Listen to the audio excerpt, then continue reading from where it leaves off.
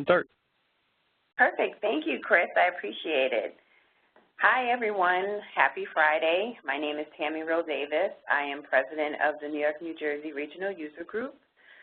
We have a great topic, which I'm super excited about today. And before I talk to you about the topic, I just want to announce that we have our annual user group meeting this year, September 7th. It's an all-day meeting. Lunch will be included. We have a great agenda planned. So if you haven't received the link already, please save the date. So again, it's September 7th. It's going to be at JP Morgan Chase. And if you have any questions about it, you can email me directly. So today's topic is PPM and Power BI, breaking barriers to data transparency, which I'm super excited about. And I have a wonderful presenter, Matthew Palicki, Project Portfolio Manager of OI. And just to give you a little bio of Matthew, he has over 15 years experience at OI and 7 as a PPM leader. Matthew is passionate about leveraging people, processes, and technology to enable the organization to make the best possible decisions in order to execute the enterprise strategy. Matthew came to OI with a background in engineering, CAD system support, and transitions into a PPM role with the emergence of formalized PMO within OI. Matthew holds certificates as Project Management Professional, PMP, Agile Certified Scrum Master, LSS Green Belt, and ITIL Service Management. But the greatest asset in his toolkit is the diverse and skilled team of professionals he has been blessed to have built around him. Matthew is a proud father of 5 and enjoys running, fitness, training, traveling, and is an unashamed science fiction comic book geek. First of all, I love the bio. Love it, love it, love it. So without further ado, I'm going to pass the baton over to Matthew. Oh, and just so everybody knows, if you have any questions, and as he goes along through his demo, you can use the Q&A, and we'll kind of have some stop gaps, and Matthew will answer some of those questions. So without further ado, Matthew. Hi, Tammy. Hi, everybody. Thank you very much for the introduction, Tammy, and the opportunity to be here today to talk to the group. Thank you. Yeah, those bios are always kind of fun to do and never really know how much to put in there, but thanks for all that. Yeah, thank you. I'm excited to be here today and to talk about this, and this has been some really fun areas that my company's been getting into. What I'm going to share with you today is just a couple of slides, a little bit of background, just to kind of understand where my organization is at right now and how we're leveraging these tools in our current environment and using these Power BI tools to help make decisions about our PPM data. So I want to go through and give you just a little bit of level set, and then we're going to go right into a live demo and show you some of the things that we're doing today with Power BI. So just a little bit of background here. There we go. In case you have not heard of OwensIllinois or OI, we are one of the world's leading glass container manufacturers. So as you think of glass bottles, hopefully you immediately think of things like the iconic Coca-Cola bottle or your favorite nice cold beverage on a warm summer day. That's us, high-quality packaging, beer, wine, spirits, food, non-alcoholic, you name it. We are a global company, but I am currently coming to you from right outside the Glass City, outside of Toledo, Ohio, in a little suburb called Perrysburg, which is our world headquarters for OI. I know I've had the opportunity to speak to many of you at CA World and other events, so I'm just thankful to have the opportunity to talk a little bit more today.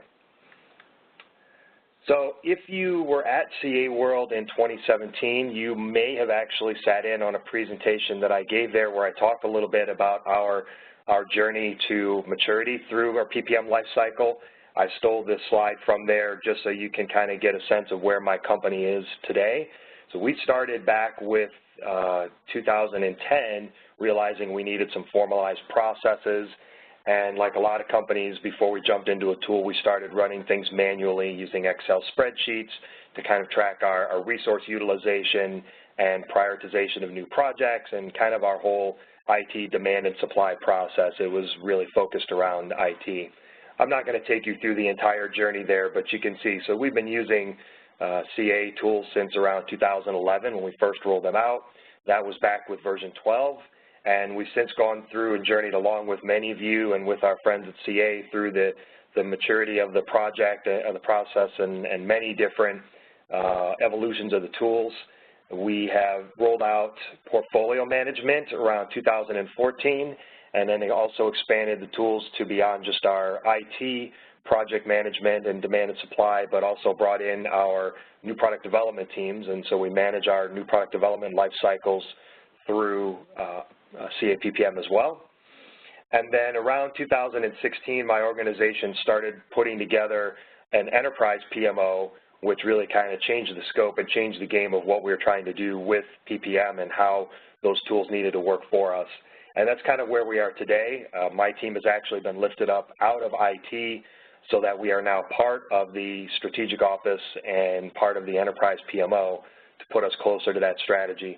So we're working very closely with the enterprise PMO and looking at how we can leverage the best and brightest things that we're doing inside PPM to help the entire organization. A little bit then about our current environment, because I'm sure some of the questions, just so we can see where we're all at respectively and how you can relate to us. We are an on-demand customer. We're currently running 15.3. We just got one of the latest patch releases a month or so ago. Currently hoping to go to 15.4, the latest release. I'm thinking maybe next month. There's some great things that they've come out with in the top-down planning, the road mapping tools, as well as some of the additional work they've done in the new user interface that we're really excited about and that we're going to really need to leverage going forward. So that's where we're at today. We currently have our environment set up with 2 partitions from a technical standpoint, pretty much divided kind of 50-50. One of those, it was historically just for our IT projects, and we're now calling that enterprise projects as we're expanding to be part of the enterprise PMO. And that currently has about a little over 500 active projects. And then the other partition is our new product development partition, which is a different use case, different group of stakeholders, different life cycles that they go through there. Again, just a little under 600 active projects there. We do have presently 550 licensed users scattered around the globe. However, that number is growing, and certainly we're going to be continue to expand and grow on that as we continue moving forward. And we're using all of the traditional, I guess, the classic features out of there. Time management, investment management, so ideas, projects, other work, resource management, portfolio management, a bit of financial management, really around project financials. I know a lot of companies do charge back for resources and things like that. For us and project financials, it's really more about the external costs, so software, consulting services, hardware, things like that. And then we're also heavy users of Microsoft Office 365, and we're currently using Power BI version 13 with the OData connector. I keep wanting to just do a page down. I'm in my regular PowerPoint mode here. There we go. So the challenge, how do we get to where we are today in terms of this need for data transparency and where we think Power BI is really going to help us? A lot of you can probably relate to this. Our group of stakeholders is growing, and they really are depending on the data that's inside PPM to make decisions. We have a finite amount of resources across the organization, and we have to be very selective about how we're going to leverage those resources to get the most out of our portfolio, to most successfully execute on the enterprise strategy, and how we're going to reach our targets. We also need to make sure that the things that we have approved and that are moving forward are going to continue to execute within parameters that will be able to manage by exception when things are going off the rails a little bit, and quickly be able to find the reason for why things are maybe getting off track and make decisions that will help us get them back on track to keep the portfolio running optimally. In order to do that, the data has to be accessible. First of all, it's got to be easy to get to, got to be very transparent. It has to be intuitive. We can't depend on people to have a high technical knowledge in order to be able to get at this data. They need to be able to ask quick questions and get quick answers. It needs to be relevant and meaningful to them. Again, fast, easily accessible, and it needs to be able to tell a compelling story. We, from the day one of PPM, we started producing all sorts of reports and charts and portlets and graphs, but many of them were like really interesting, but they produced a whole lot of so what responses out of them. So we need to make sure that it's something that is actionable, that will actually produce some outcomes that will make a difference and move the needle. How have we been doing that so far today? So like I'm sure many of you, we have leveraged a lot of the different things that are available to provide those different insights. However, as I'm sure you know, each one has its own unique set of strengths, but also some challenges. So of course, we have all the classic object-based portlets and query-based portlets that either come out of the box or that you can build inside the tool, and we've got plenty of those. We've got tons of those.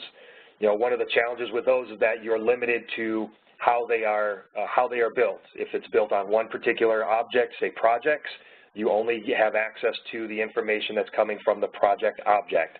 If we're using custom sub-objects or if we have other data from another source we want to pull in there, you're kind of limited by that.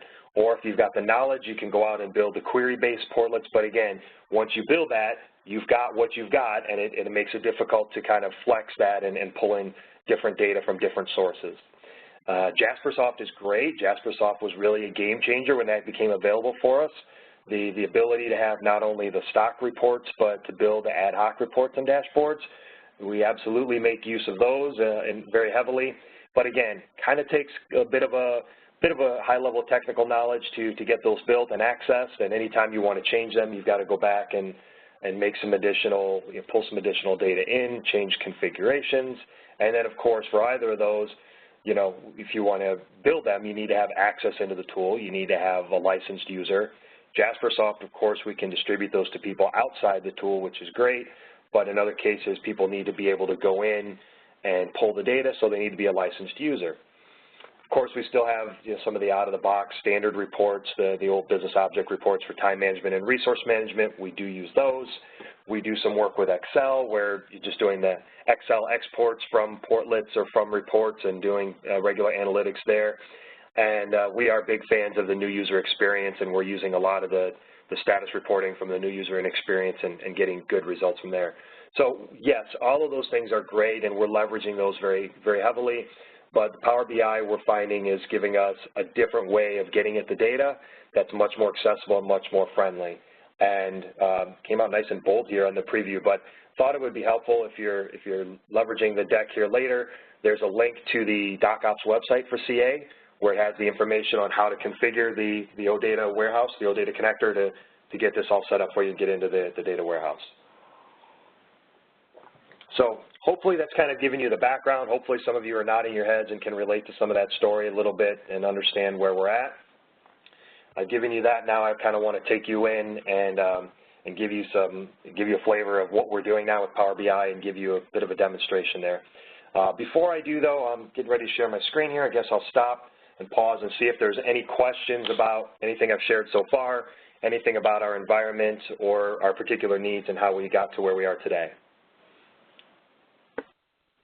No, I actually have a question. Sure.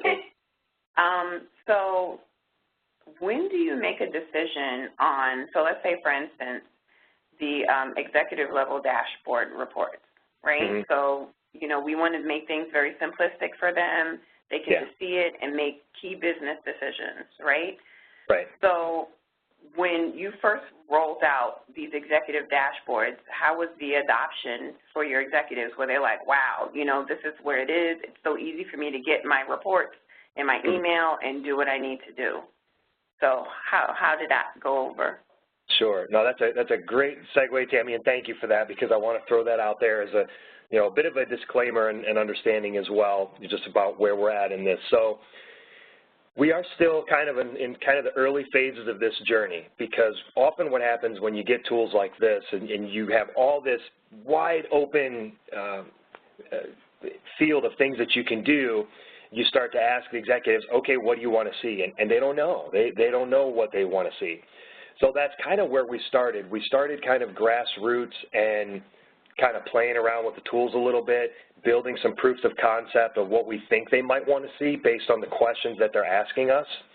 And then we just kind of started doing the teasers a little bit and going to some of the leadership review meetings and saying, hey, we want to show you some of these things that are out here and engage your reaction. And so just kind of showing them, hey, look, we can pull you up a dashboard that will show you this information about all the active projects. What do you think of that? And that kind of just gets their wheels turning. They're going, you know, I could really use that, but can you show me this too? And can you add this in here? So we kind of started those conversations because we just went to them originally and said, okay, we've got Power BI dashboards. What do you want to see? They just kind of went, I don't know. You tell me. So it's taking us a little bit of time to get there. So I'd say adoption for us is still on the really on the early phases, and part of that is just because, too, we're doing so many different things at once. This is just one area of focus for us right now. But it is something that there are different levels. There's low-level resource managers that I could see them using this quite regularly as a substitute for going into the tool and doing some of their normal resource management duties. There's higher level service delivery directors that would maybe be in here a little less frequently, but they'll use this as a review with their business owners to review their portfolio and what's going on with their projects. They're starting to use them. And then there's the higher level, the strategic board and folks like that are, the whole concept is still kind of new to them, so we're kind of just giving them, baby spoonfuls at a time, just kind of starting to get them teased and wet their whistle a little bit. Does that help? That is very helpful. And before we get started, there is one question from Tim. Yeah. How did you decide on using Power BI instead of other products out there like Tableau or ClickSense? Sure, great question. Part of that is just our environment. We do have quite a bit of instances of Tableau and like ClickView as well. We have not made efforts to shut those down or anything. It's a simple matter for us, primarily of comfort. We are heavy Office 365 users. It's integrated into a lot of the work that we do. We use a lot of Microsoft Teams and SharePoint. It just kind of makes sense for us and is a good fit, and it was a comfort level. I'll also share, I'm not really the technical guy. Sometimes I get a little too technical for my own good. I'm more of the stakeholder and the PMO manager here. So if you have any highly technical questions in there, I might have to take those down and get back with you on just a little disclaimer there. Great. Any other questions? Nope, that's it. Awesome, cool. So one of my colleagues has actually set all this up, and he's been the Power BI developer who's been working with me and kind of going back and forth and what do you like here, what would you tweak? And as he shared with me, this is kind of a landing page for this workspace, and you can configure this with kind of snapshots of your data. So this could just be your home page that pops up, and at a glance you're seeing a number of the different portlets or dashboards that we can drill down deeper into and get some more information. I've got 5 of them here that I want to demonstrate for you and just kind of take a spin through what we're doing with them and kind of hopefully get your wheels turning about some of the things that you can do. So I'm going to start with everybody's favorite area, and that's time cards, timesheets. Nobody loves timesheets, right? But this one, I really like this when he put this together because I thought, wow, this is a super easy way to get into my timesheet governance and kind of quickly get to what's really important and not have to spend a lot of time drilling in here. So this is a report of everything going on with my timesheets. By default, we're looking at open and submitted timesheets in return for all open time periods. So let's say I just want to focus in and just look at all of the open timesheets. So we have these, the map views here that, of course, the size is relevant to the number of results. And I'll tell you, too, I had a little bit of kind of response issues this morning, and it made me a little bit nervous. So I'm hoping everything is still going to cooperate as I'm waiting for the thing to refresh here on me. But so the one map here, timesheets by manager, is going to show me by resource manager all of the timesheets that fit in here. So right now Danielle has 73 timesheets that are related to her resources. Patrick has 57, and then this is by resource. So these folks have these number of timesheets that are open and waiting for them. And this little sucker is really slow and it's just refreshing on me. Forgive me a second. All right, let me try that again. Not gonna do that. Let me try this one. Click on Patrick. Oh goodness, I hope it's going to respond a little better for me than this. So when you click on a person's name, okay, it looks like it is responding. It's just really slow, so hang in there for me, guys. I appreciate that. So in this case, I clicked on Patrick Bertoni, and Patrick Bertoni, now it's highlighting down to just the results related to him, and I can see that there are 57 timesheets related to Patrick. In this case, again, it's showing open and submitted. So here's all the submitted ones that are waiting for Patrick to go and approve. And then as well, I can see the open ones. What I wanted to do for you is just filter only the open, but that filter was coming back really slow. So then I can see which ones in each time period are there. So he's for the last week, he's got you know, 79 altogether that are, I'm sorry, highlighted 8. So there's 6 that are submitted for this past week and 8 that are submitted for the week before that are specifically related to Patrick. If I click on that again, it's going to refresh. I'm going to try this again because I really want that to work and just do the open. And then I can also sort by these different things. So if I want to sort, for instance, by date, I can sort these by the start date and just get all of them sorted by the correct period. Oh boy, I was worried about the performance thing here. It's normally super speedy, but of course you get the live demo effect. And like I said, this is we're having some network issues, I think, on my end this morning here. Okay. It's okay, but while that's going, I actually have another question. Sure, go ahead. So you have this nice dashboard that you built. Well, let's say I built the dashboard.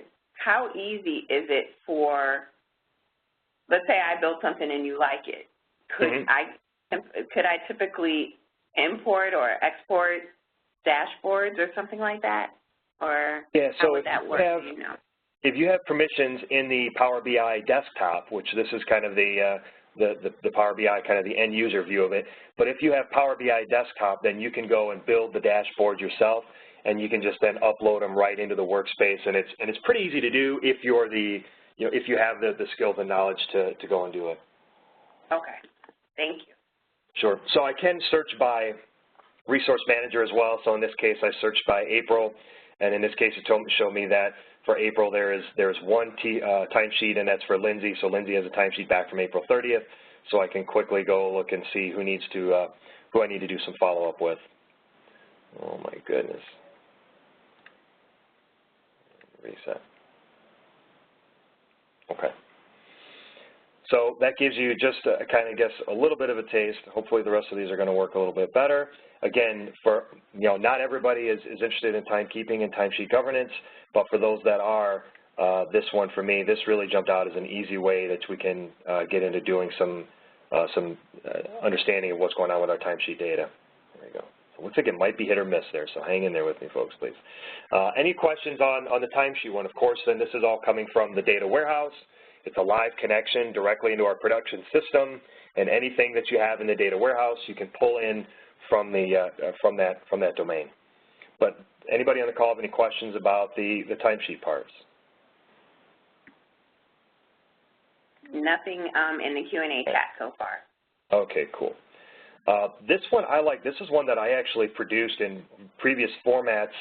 I had to go through a lot of different manipulation to get this, but I actually kind of like this and now the way I'm doing it. So this is, again, pulling some timesheet data, and this is looking at timesheet actuals by role and then by investment type. So for all my different roles that I have in there, my project managers, my business relationship managers, infrastructure folks, as you can see here, how much time are they charging to projects versus ideas versus the other work buckets, their keep the lights on stuff, as you see. So right now there's no time filters applied. If I wanted to say, like, let's look at the last 6 calendar months, I can go and do that. And it will let me see, as I would expect, my project managers are almost exclusively 90% of their time pretty much going to projects. I've got other folks, my infrastructure are pretty much split 50-50. So it kind of let me do a sense check of where people are spending their time and what and how we're allocating them and making sure that lines up. If I wanted to go back all the way to, like, say, the last 7 years, I got a feeling I'm not seeing it update here, so I got a feeling I'm still seeing a little bit of my network lag going on. But I can change the time period here, and this just kind of gives me a sense in this stacked graph of how people are using their time across the different roles. Okay. All right, another one that we like here, and this is actually one of the first ones we built, is this projects by investment manager. So this is going to let us see all the active projects, and again, we've pulled in a bunch of different information here just to kind of play around with the different things that we can do. So right now, it's for all projects that have been created since way back in 2011. If I want to update this and say I just want to see the things that have been created so far this year,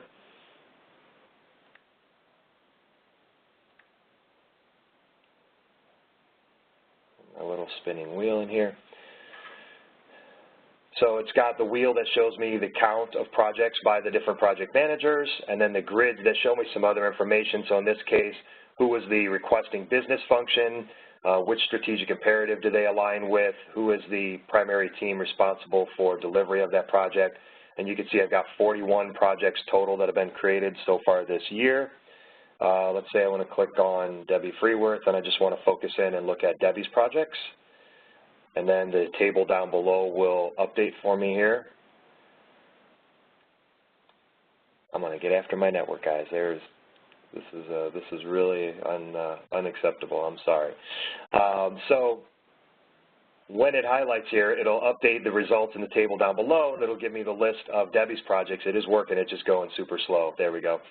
And I can see Debbie's projects, and it's pulling in information then from the status report as well.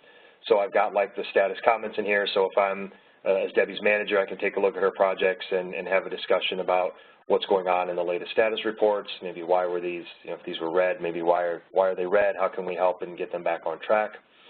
Or maybe I want to look at them differently. Maybe I want to look at all of the projects that are currently active for the sales and marketing organization, and it'll refresh there and give me those different results. And I can take a look through and again, have those discussions in there about these different items.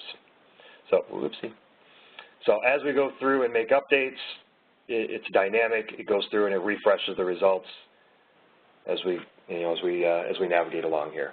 Any questions on that one? Yes, we do have a question. Sure. Is there any reason to use Data Warehouse for Power BI reports instead of using the simple database of PPM? I saw my good friend David Sprague on the call, and that I think I might defer to one of our more technical colleagues, because I've been involved in those discussions, and the answer is escaping me right now. I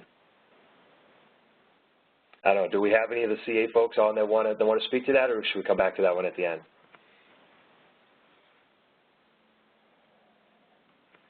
I'll tell you what. I'll let if Dave or somebody else wants to provide an answer, maybe in the chat. Let's come back to that one, because I don't want to misspeak right now. That the network thing has got me a little bit off my game, and I don't want to give you the wrong answer. So let's come back to that in the Q&A time, if that's okay. Yeah, that's fine. But actually, a good question to that is how, and I'm not sure if you can answer it, but how frequently do you run your data warehouse jobs? Like, is it every hour? So the data, how fresh is the data? Yep. So for us personally, we're running the load data warehouse job 3 times a day. We're running it at like 6 a.m., noon, and 6 p.m. Okay, great. And are these reports that you're showing, are they query-based? These are not, it's not necessarily query-based. It's more built through the objects, and I can show you when I pull up one of the other ones with some of the pre-filters that go in there. So they select which tables they want, and when he builds these, he's pulling tables out of the data warehouse, and then you select what information you want to come in from the tables, and then you do some pre-filtering, show me all where investments equals active and OBS equals this, and things like that, the way that you would build, another report, even from Jaspersoft or something. So it's not really a query, though. Okay, perfect. And actually, Andrew Fong, based on our data warehouse question, he kind of chimed in, and he said he believes it's due to performance and not wanting to access production tables directly. Thank you. I think that probably jives with what I've heard as well. Yep. All right, cool. I'm going to talk about this one for a little bit, and I really hope this one behaves, because I like this one a lot, because this one, once I saw this data, this told me something visually with data that I knew instinctively but was never able to articulate accurately to leadership. So this one was really helpful for me to tell a great story. This one is all about kind of our throughput. So this is focusing on investments based on their creation dates and completion dates historically, again, really for us since the dawn of time. So it's showing us everything right now, active as well as inactive. And a couple of things that this did for us. So the bar charts over here, the one in the lower left here is projects based on their completion. So you can see how many projects we completed in 2012 and then each subsequent year in there. And then over here in the lower right is projects based on their creation date. If you remember back in my little timeline grid, end of 2014 is when we instituted portfolio management. Before then, it was kind of the Wild West of getting new requests in, right? We were going through a prioritization process, but we weren't really challenging the things that came in to make sure they aligned with the strategic portfolio goals and make sure we were just kind of like approving everything that came in. But in 2014 is when we really started to institute that governance. And if you look at what happened, you can see a huge improvement in the control around 2015. We went from this wildness of all of these different projects. You know, we went from, you know, creating 200 a year down to 99, and we stabilized that since then, and it's been a lot more consistent. So we slowed down the volume through better control, and you can see that immediately by looking at this. You can see when portfolio management took effect and the impact that it had. And that, to me, told one of the compelling stories. That was the first thing that we looked in here. I'll look at a couple other things here. So we've got the breakup of the total results by region. So if I want to say just show me the ones for Europe, it'll highlight again on the 174 projects that were impacted for Europe and just show those in the results in the table and then in the subsequent charts. Okay, as I'm waiting for that to, I'm going to clear that because I don't want to wait for that. But okay, let me do one of the drill down things. Let's think of this.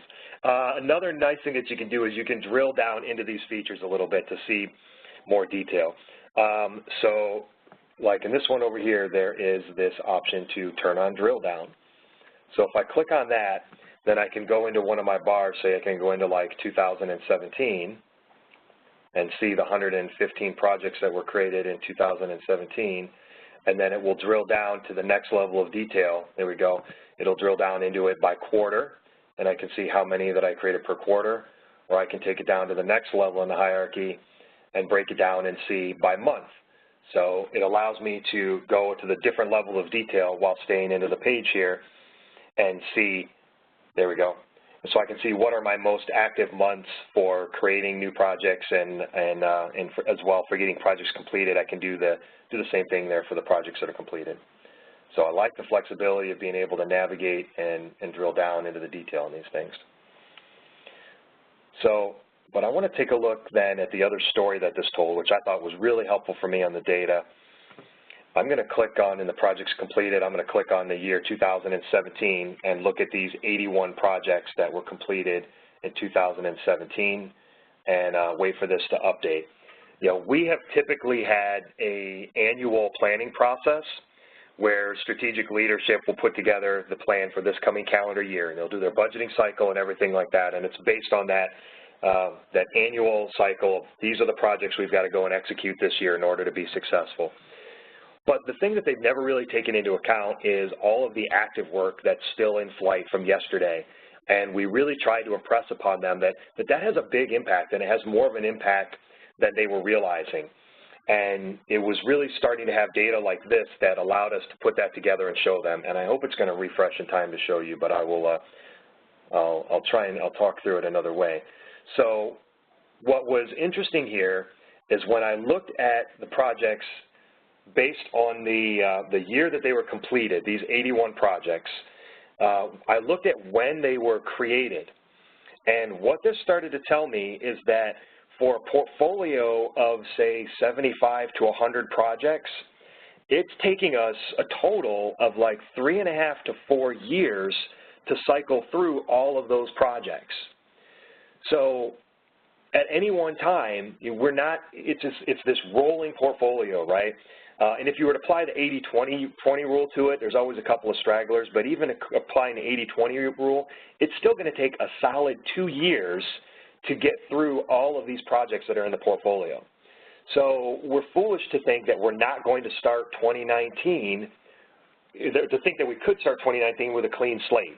We're going to have, if we've got 80 active projects in the portfolio today, we're going to have at least 40 at the start of next year, and we have to account for that in terms of the resources and how much of an appetite we think we have for new work. So that's what, man, and I wish the thing would update because it would show you. So that's what the kind of this funky bubble chart here is showing you. So the orange bubbles represent all the projects that we have completed so far in 2018, and you can see based on the year that they were created. Some of them were created in 2015, 16, and 17. Again, if you look at the 80-20 rule, you can see kind of a 2-year span So for the ones we completed in 2017, most of them were created in 2016 or 2017, but we still had work going back from 2015 and 14. So that's forced our leadership as they start to plan ahead to change their thinking a little bit and to first account for that work that's in flight before we start to build on top of it and think what else can we add in there, that they really got to account for all of that carryover. Which again, another little plug here, when I started seeing the road mapping tools and knowing that they've already got that accounted for, you can tick the box and indicate carryover, I thought, man, this is beautiful. When I'm building my roadmaps, I can suck in all my existing investments in there based on the OBS, flag them all as carryover, and now I've got a starting point and I can go build on top of the base. So that one for me really helped, again, to tell a story with the data that visually, as soon as I saw it, it immediately spoke to me and told me what was going on in our portfolio. It'd be so much better if it would refresh and let you see the details visually, but hopefully you get the idea. Any questions on that? No questions so far. Actually, I just wanted to let you know that David Sprack, he chimed in and answered some of those questions in regards to trans versus data warehouse and the reason for that decision. So awesome. I knew he would. Thank you, David. Okay. All right. I'm going to go back to one more here, and again, this one kind of gave me a bit of a light bulb moment about the capability of some of these things and really some of the power. I didn't have it on that dashboard, so I got to go to the tab here. So we put one together for issues and risks. And actually, as we were working with another functional group within our organization that's using a different tool set, you know, they were talking about how, yeah, we like the tool set that we're using, but we don't have any way to look at our issue logs and our risk registers at an aggregate level across all the projects in the portfolio. And I thought, well, gosh, I can do that. You know, I've got portlets out of the box that do that. The only problem is issues is one table and risks is another table, so I can't see them all together. I have to toggle back and forth between different portlets or different environments. And then my Power BI buddy built this one for me, and kind of the light bulb went off, and I went, oh, of course, in here I can combine different tables together and just suck in the different information I want from different places. So he was able to pull this together, which is a combination of the data from issues and from risks from the two different objects, which is great. So this allows me to see everything together here and manage it at once. Again, just some of the kind of fun little things that you can do in here. So I can spotlight just on one if I just want to focus in on issues and look at that. I can focus in on that and expand that up there and maybe just look at the specific information about issues. And I can, do sorting, and I can go and export it. Maybe if I want to go export it to Excel and do some additional analysis on it that way. So there is some neat stuff that we can do there in the general tool. But again, if I want to look at, say, the ones where Faye Richardson is the owner, I can click on either one, either from the risk owner or issues owner, and because it's combined, it's going to update for both. So it's going to show me all of the issues and all of the risks that Faye owns from all of the different projects that she belongs to here. So this this is a really nice, handy, agile, flexible way to combine this information and get to see it all together at once. And then as I mentioned, these things are built with some pre-built filters. So there are some page-level filters and report filters that my report builder put in here by default, and they're hidden. But you can still get to them. So for instance, he said, only show me ones where the status is open or work in progress. I could go in here, and it's still trying to load. I could go in here and also say, I do want to see the ones that are resolved and closed, because I'd like to see what was the result of that, when did we get those resolved, and what were the mitigation steps we took to resolve that and get around that. So if you really want to get into more of the details, you can play around with the filters here as well. Or you can just keep those hidden and just use whatever filtering and slicing options that you provide the end user up at this top level here. So this one got me pretty excited. Again, the ability to be able to combine data from a lot of different sources, from multiple tables, and the different things that you can do there. So that's kind of a taste. I do apologize for the network issues on my end. It would be a little bit more compelling here if things were flying as fast as they normally do. Nobody likes to sit and look at spinning wheels, but hopefully it's enough to get you a little bit of an understanding and get your wheels spinning, sorry. But those are the main ones that I wanted to show you there and let you see a little bit about what we're doing with these. Again, we're kind of early in our journey, so we're starting to get these out there as people ask questions. But that's been the hardest part, is getting them to understand what are the questions you want to ask about your data. What is it that you'd like to see? And for us, it was pretty effective to start to piece these things together based on what we thought they wanted, and then kind of tease it out to them a little bit through meetings and conversation and begin picking it up there. And the more ambitious ones are starting to run with it a little bit more, which is great. There's others where we're going to kind of, coax them along and help them see the benefits and remind them that these things are out there. But we're pretty excited about where it's going to go for us. Those are the main parts that I wanted to demonstrate, at least the ones that I could get to work for you guys today. What questions do we have? There's no questions so far. We'll give it a little bit. Okay. I have a question in regards to the time cards. Sure. Who is the audience for that? And the reason why I'm asking that is, let's say you have your resource manager, so whoever's responsible for approving times for that team, and yep. they're looking at this dashboard. Yep. Are you sending it to them like on a weekly basis, or is there some sort of workspace that they have rights to view the information? I'm just trying to figure out, sure. How does that work? Yeah, so for this one, the audience certainly could be the resource manager. You can just quickly go and look by yourself, yourself as resource manager, and see which ones you need to go after. It's quicker than going through and pulling another report or cycling through the carousel for all the different time periods to look what's there. For us, primarily, it's more of kind of the governance body, the ones that are monitoring compliance, so that when my CIO comes back and asks, how are we doing on timekeeping, are people up to date? I can tell him, well, we got a couple of rascals here we need to go after, and he's like, all right, tell me who I need to go and get, and I can I can just point him here, and then he can send him the screenshot, or we can export the list from the table after we do the filtering. So this one, it's really more of like on the governance side. Okay, that makes sense. Thank you. Mm-hmm. So Absolutely. we don't have any questions so far, but we are recording this, and if that's okay, Matt, we are recording this, and it's going to be available in a couple of days, hopefully by Monday. I'll let Chris really confirm that, but Monday or Tuesday. So this way you can see all this cool stuff. And even though that we do have some slight technical difficulties, I still think that there's so much added value here. And for me, I even want some of these dashboards, because I think our executives, our leaderships are going to be like drooling. Mm-hmm. So. Yeah, thank you. And my understanding, because we dealt with a little of this with another customer that we talked to, I think that you can kind of export the framework of these dashboards or these reports from BI desktop and hand it over to somebody else. Obviously, it'll be missing the data, but kind of the structure of it, I forget, it's like not a PBX, but it's some kind of a file like that you can actually export that and share that. So if there are any of these that somebody says, ooh, I'd really like that one, even as just a starting point, they can contact me and let me know, and we could probably be able to share those, at least give you somewhere to start so you don't have to start from square one. Ooh, thanks, Matt. I'll be your first. Absolutely. You know where to find me, Tammy. Okay. I have a question here. Yep. How we make sure these reports are available to the users, for example, admin-built reports. I'm trying to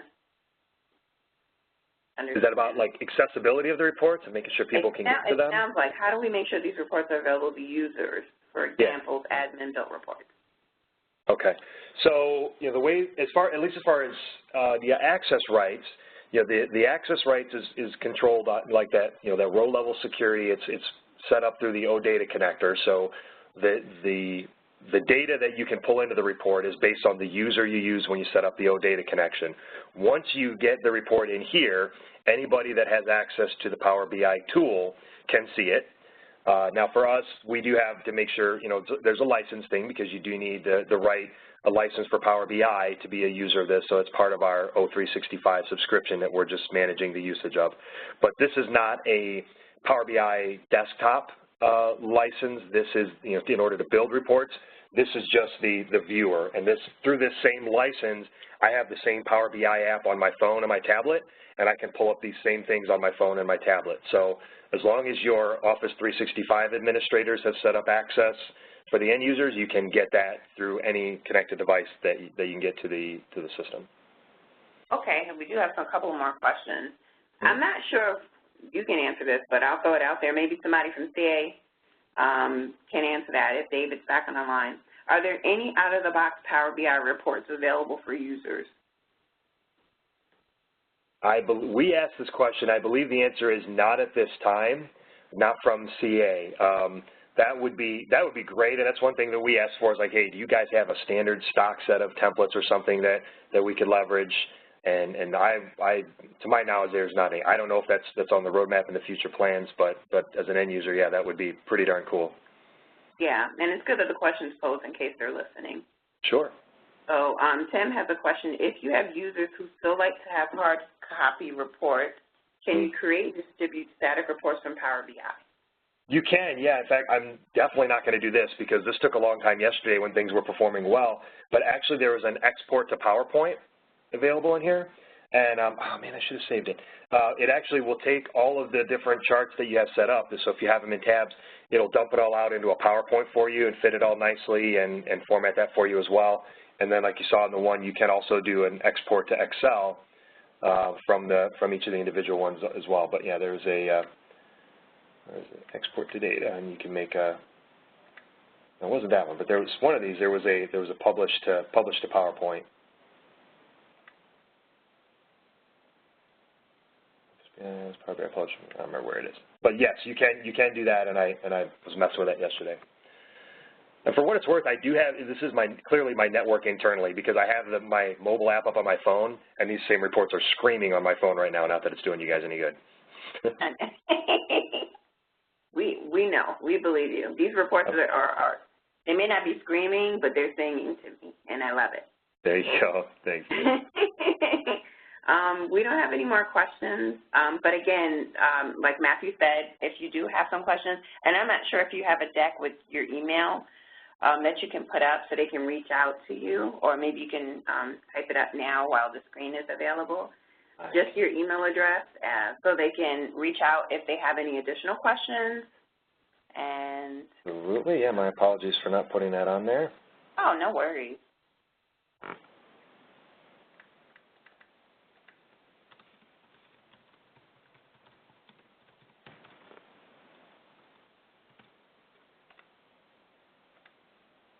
Easy, Matthew.Palicki, o-i.com.